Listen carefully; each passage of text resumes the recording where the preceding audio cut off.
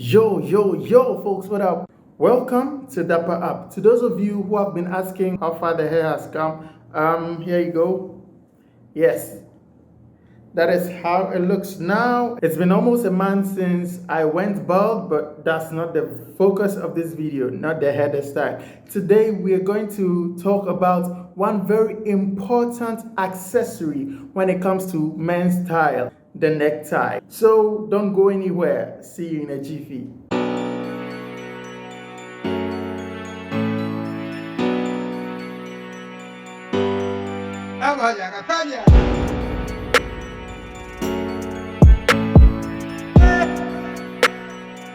Welcome back, folks. So there are some things they will not teach you in school. One of which is the parts of the necktie. So that is what today's video is about. In today's video, I'm going to teach you the parts of the necktie. By the end of this video, you should at least be able to list 3 parts of the necktie. 3, just 3. So when you pick your necktie, there are 2 ends. The bigger end and the smaller end. The bigger end is called the blade. So this is the blade of your necktie, and this is, can you guess? Yes, the tail of the necktie. So we have the blade and we have the tail. The next part of the necktie you should know about is the shell. The shell is the outermost layer of the tie, the outer covering of the tie. That is what you see, which gives the tie its color or pattern or design. So this is the shell of the tie. Yes, so not only eggs have shells, the necktie also has a shell. Hit the like button if this is the first time you are hearing about this. Let's move on to the interlining. So there's a part of the tie which you don't see, and it's inside. The interlining of the tie is an added layer of hidden fabric found in the shell of the tie. This white thing in there, this white fabric in there, is the interlining of the tie. The interlining adds to the weight and the bulk of the tie, which gives the tie its shape. Previously, some ties didn't have interlinings, and even now, some don't have interlinings. But if ties don't have interlinings, they tend to wrinkle and twist. So that is why the interlining of the tie is very important. Now, let's talk about the next part of the tie, which is the keeper loop. Now, pick your tie and look at the back of the tie quickly. See, this particular part is what is called the keeper loop. It is the part where you put your tail to hold it in place. Yes, so that is the keeper loop. Dapper up all the way up. Dapper down, dapper down, dapper up, dapper up, dapper up. Don't mind her. Since we have spoken about the keeper loop, then you saw some other loop there, right? Yes, this is the label of the tie, and it shows you who the manufacturer of the tie is. This, as you can see, doesn't have the label. The label is usually sewn beneath or under the keeper loop. Okay, so let's see if, yeah. So this is a Primark tie, right?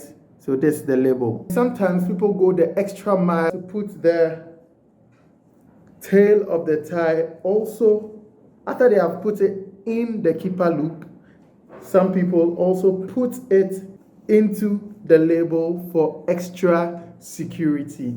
So keeper loop up, label down. Most ties are made from 3 to 4 separate pieces of fabric sewn together. And these parts where they are sewn at are known as the seams. Let us look at our ties to see if we would find some seams on them. I see one seam here, See that? Yes, that is one seam. I see another just here too, so there is one here like that, and there is another here like this, a second seam, 1, 2, and yeah, look, there's a third seam here, 3. I can't find any other seam, so this means that this tie was made from 3 different pieces sewn together. When you look at this tie, it has 1, it has 2, and 3, and another 4. So 4 pieces of fabric were sewn together in making this particular tie. Now moving on, when you pick your necktie and you look at the back, there's this heavy stitch that keeps the 2 sides together. So look at this, a very heavy stitch. This stitch, yeah, that keeps the 2 sides together, right?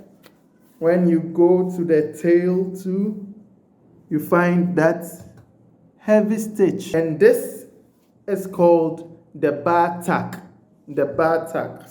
This bar tack also helps to maintain the shape of the tie too. Imagine if it wasn't there. See?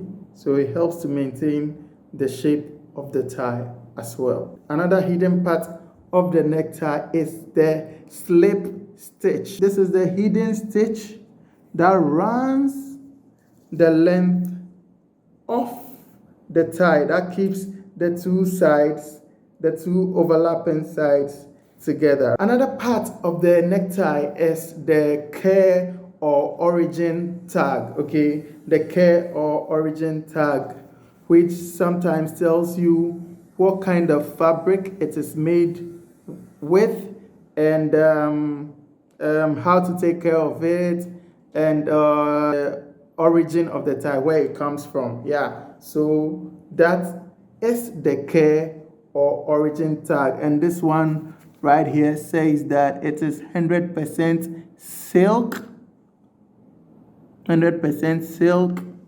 and it is handmade. This also has one, right? This has a lot on it. It says that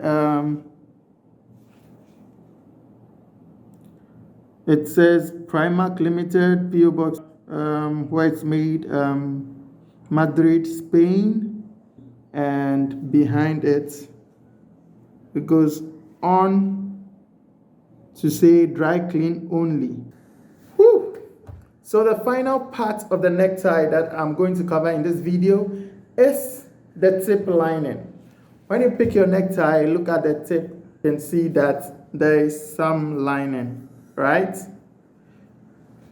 Look at the tip, there is some lining. So they either use a different fabric to line the tie, or they use the same fabric used for the shell to line it. So if the lining is made from the same fabric as the shell, like in this one, it has some of the same fabric of the shell. It is called self-tipping, right? But if it has a different fabric, if the lining is made from a different fabric, like in these two, then it is known as decorative tipping. So decorative tipping and self-tipping, right? Because the same fabric used for the shell was used for the lining. So at the beginning, we said by the end of this video, you should be able to list 3 parts of the necktie. So go to the comment section below and then list the 3 parts you learned today. If you haven't subscribed yet, then make sure to hit the subscribe button and turn on your notification bell such that whenever a new video drops, you'll be among the very first people to know. Till the next video, take very good care of yourselves and